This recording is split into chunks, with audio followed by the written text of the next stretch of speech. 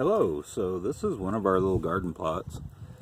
We just did a video on the compost that's going to go in here. Haven't even started working on this area yet. This is some garden debris that's going to go back into the compost pile.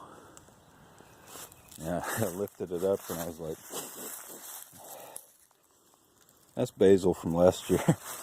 That's leftover basil. So I'm going to sprinkle some of these seeds around in the garden, and we'll have more basil babies. But we have left in there from last year, we have some garlic, we have some onions. And you should grow garlic over the winter. It seems to do better, it bulbs up better. And that stuff will be ready in maybe a month. It's now somewhere around the 1st of April. And you can really make a garden out of anything. This one worked well for herbs last year, and some lettuce. We grew a lot of lettuce in it.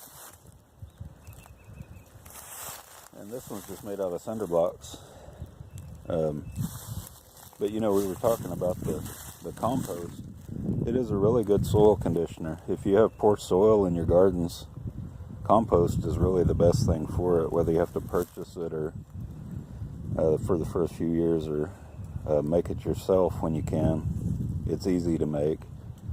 All these leaves are going to go into the compost pile and become part of the brown. And like we say, we rake up the fresh greens and put the greens in.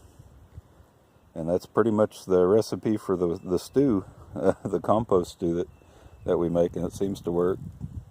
Occasionally we'll throw some wood ashes in there, but not very much. So this is compost going in the garden. See y'all later.